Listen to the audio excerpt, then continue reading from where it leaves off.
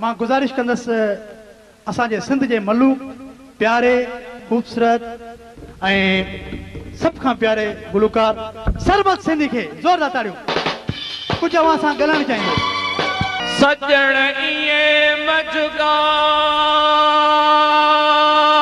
जियां मागे मूर न पुछिए हिक रती रत न निकरे ॿियो सिक तुंहिंजी साए असां त तोही लाइ पर में पुछाऊं पे कयूं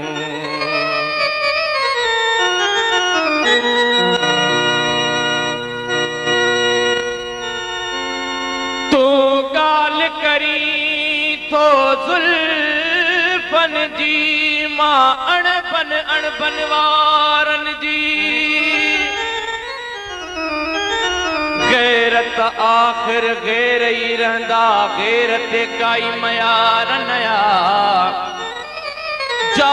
ॻाल्हि थी मारे साथी मारे मूंखे पंहिंजन यारन जी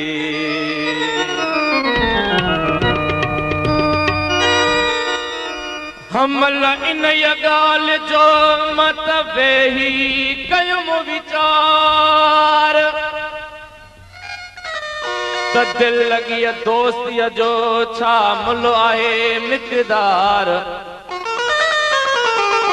अंदर चयो अकुल मां नुक्तो ही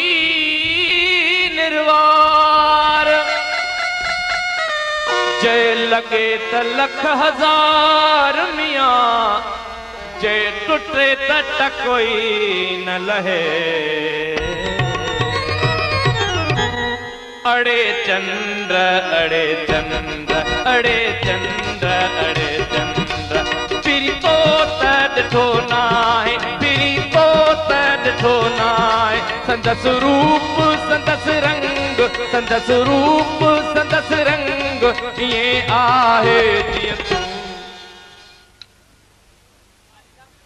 अड़े चंद्र अड़े चंद्र अड़े चंद्र अड़े चंद्र पिरी तो ॾिठो नाहे हो पिरी तो ॾिठो नाहे संदस रूप संदस रंग संदस रूप संदस रंग ईअं आहे जीअं तूं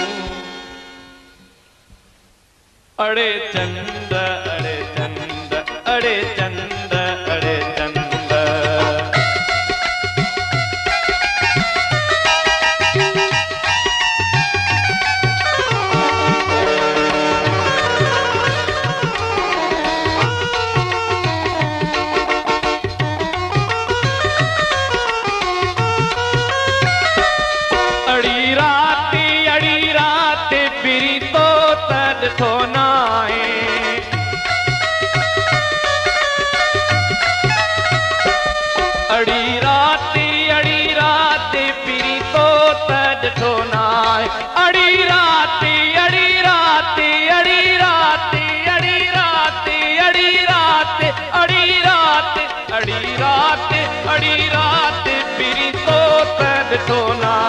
संदस वार संदस वंग संदस वार संदस वंग ईअं आहे जीअं तूं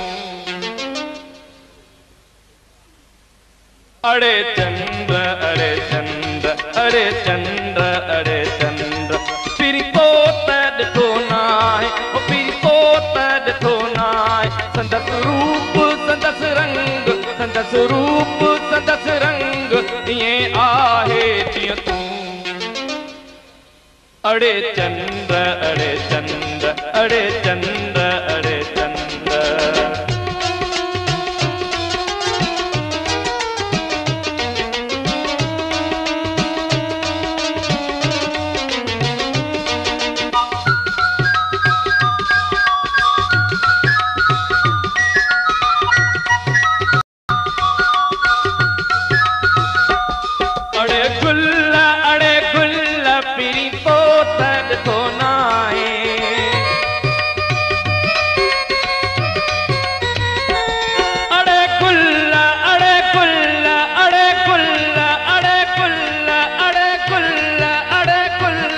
अड़े गुल पिरी तो ॾिठो नाहे संदस साधु संदस संग संदस साधु संदस संग ईअं आहे जीअं तूं अड़े चंद अड़े अड़े चंद अड़े चंद पिरी तो ॾिठो नाहे हो पिरी तो ॾिठो नाहे संदस रूप संदस रंग संदस रूप संदस रंग ईअं आहे जीअं तूं अड़े चंद अड़े चंद अड़े चंद अड़े चंद